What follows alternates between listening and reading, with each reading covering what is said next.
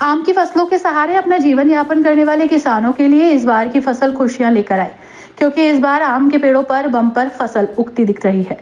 कृषि वैज्ञानिक डॉक्टर दीपक मेहंदी रत्ता कहते हैं कि आम की फसल इस बार बहुत अच्छी है। अब जरूरत तो बस उसकी देखभाल की है। अगर हम सही से उसकी देखभाल कर लेते हैं तो फिर आने वाले दिनों में हम अच्छी आमदनी कर सकते हैं। आम के पेड़ बौरों से लदे हुए हैं और आम की अलग अलग प्रजाति के फल अपना रूप लेने लगे हैं। लाल आम, लंगड़ा आम, चौसा आम, दशहरी आम और कई अन्य प्रजाति के आम जल्द ही बाजार की शोभा बढ़ाने का काम करेंगे। आम की फसलों की देखभाल को लेकर कृषि वैज्ञानिक डॉक्टर दीपक मेहंदी दत्ता कहते हैं कि आम के पेड़ों की सिंचाई तब तक करें जब आम के बौर से फल बनने लगे। अगर हम फूल के समय सिंचाई करते हैं तो आम के बोर का झड़ने का अंदेशा बना रहता है। इसलिए सही समय पर सिंचाई करें, खाद और कीटनाशकों का सही समय पर इस्तेमाल करें। देखिए, आम की फसल का मौसम शुरू हो गया है और बौर पौधों पे आ चुका है। और एक तो किसान भाइयों को ये ध्यान रखना चाहिए कि जब बौर आने लगे, फ्लावरिंग की स्टेज होती है, तो उस समय सिंचाई को बंद कर देना चाहिएगा। उस समय अगर सिंचाई करेंगे तो वो फल जो है, फूल जो है वो गिर जाएगा। फूल जब जब फल छोटा छोटा बनने लगे उस अवस्था में सिंचाई करनी चाहिए। और मिलीबग जो आ जाती है उसके लिए क्या है कि पौधे के नीचे जमीन से उठा थोड़ा ऊपर करके और पॉलीथीन की शीट लगा दी जाती है, उस पर ग्रीस लगा देती है, जिससे वो बग जो है ऊपर पौधे पे ना चढ़े और पौधे को नुकसान ना दे।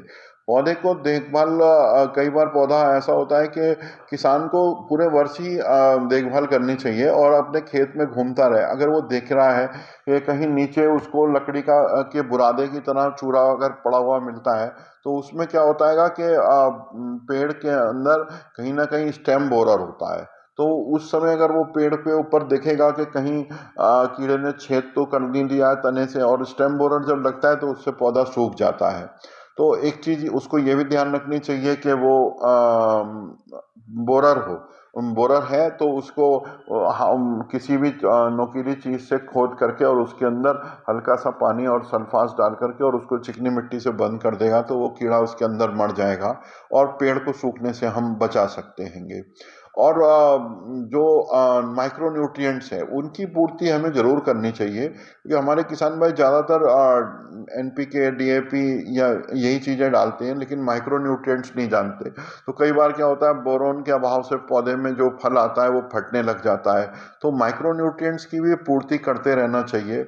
और समय पे ऊपर कीटनाशक का प्रयोग करें, क्योंकि अगर कीटनाशक और फफूंदी नाशक का स्प्रे समय से कर दें तो हम एक अच्छी फसल ले सकते हैं। और जहाँ तक आंधी तूफान बारिश का समय आता है, तो उस समय में हमें थोड़ी सी देखभाल करनी पड़ती है कि हमारे खेत में नमी कितनी है और कैसा है। और हमारे खेत में विंड ब्रेक के लिए हमने चारों तरफ कौन कौन से पौधे लगा रखे हैं। वो चीज़ें ऐसी होती हैं जो हमारे खेत के रख रखाव के लिए बहुत ज़रूरी हो जाती हैं। तो हमें इन सब चीज़ों का ध्यान रखना चाहिए। और कृषि विज्ञान केंद्र हैं या आसपास में कृषि क्लिनिकें खुली हुई हैं, वहाँ से संपर्क करके और उनके साथ में जुड़े उन वैज्ञानिकों के साथ में या जो हमारे कृषि के जानकार लोग हैं उनके साथ जुड़ा रहना चाहिए।